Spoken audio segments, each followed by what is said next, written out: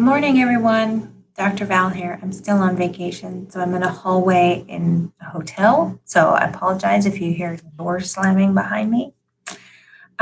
Today, I just want to talk real briefly about this idea that your gut and your brain are connected, because they very much are. There are a lot of conditions, particularly depression. I'll explain some stuff about that one, that people think it's in your head, and there can be other causes. But did you know that serotonin, which is considered the happy chemical in your brain, keeps your mood elevated?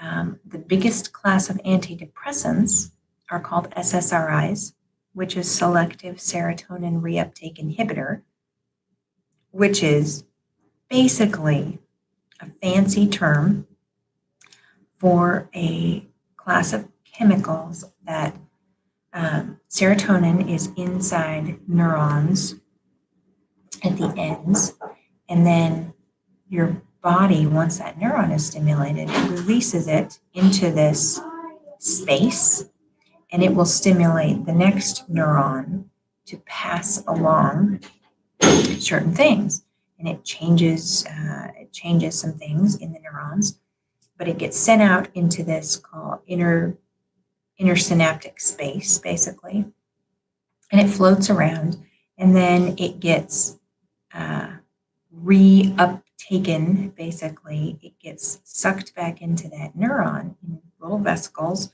and it hangs out and waits for the next nerve stimulation again to get released back into that space.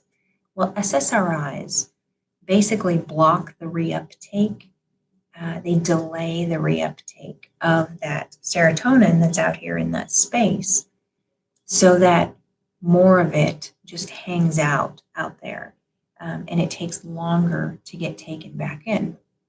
So what that does is it's as if your body were making more serotonin because there's more in that space between the neurons.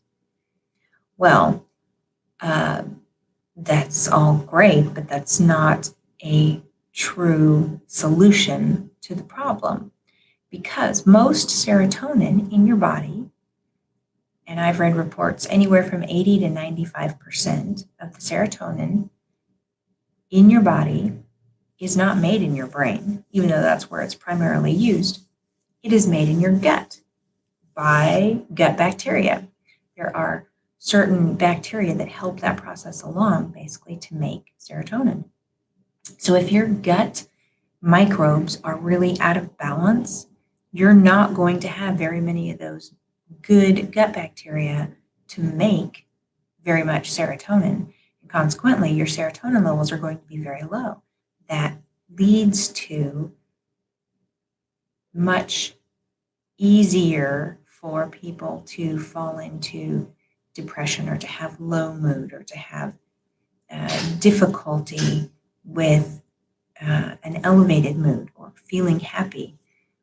So it's really not your fault if you just feel like I feel down all the time. And circumstantially, I shouldn't. I don't have any reason to. I just feel down all the time. Okay, look to your gut. And there's a book that has been out for quite a while, and I think this is really good reading for anybody who themselves may struggle with those kind of, we call them mental symptoms, and they're totally not. It's related to your gut. If you or a family member or a kid struggle with that, I make this book like required reading. It's called Gut and Psychology Syndrome by Dr. Natasha Campbell McBride. It has been out for quite a while, and you buy it directly off of her website. And I just love the way that she explains. She was a researcher who really was the first one to put into practice this idea of this connection between the gut and the brain. And her kids were the reason that she did that. One or two of them, I don't remember, had significant problems. And basically, through her research, and she mapped out sort of how to reset the gut to help psychological, what we call psychological issues. And then she put it into practice and has helped thousands of children, specifically with things like ADHD, um, you know, dyslexia, schizophrenia. She's used, this is where the GAPS diet came from. That's what that stands for, gut and psychology syndrome, GAPS. If you've ever heard of the GAPS diet, it's basically a very strict elimination diet where you basically go on bone broth for like 4 months and highly non-inflammatory foods, increasing, fermented foods and building back up the good gut bacteria. And amazing success, that in resetting the gut bacteria, all of these psychological conditions vastly improved or went away completely. And her work has been out a long time. I love this book, though, for explaining things, that connection to people, because it's really good. I don't think that is necessary for every person. Does not need to go on that. But it is it does work. Because it's pretty intense. To do that for months on end. Now, one of the things that also helps reset the gut really quickly is a fast, like a block fast. Intermittent fasting does help, but a fast and then coming off of the fast and what you're eating, basically that's a mini reset to the gut. And when you do that repeatedly and you're eating a really clean diet, and you're feeding good bacteria, you're eating fermented foods, you're eating, drinking kombucha and stuff, and getting really good bacteria, and then you're feeding it the right things, that absolutely resets your gut. And you will see a lot of the psychological issues improve along with it. So anyway, her book is awesome, an awesome resource. You can buy it directly from her website. If you just Google gut and psychology syndrome, it will take you to her website, and because it's not in print anywhere else, but she sells it from her website.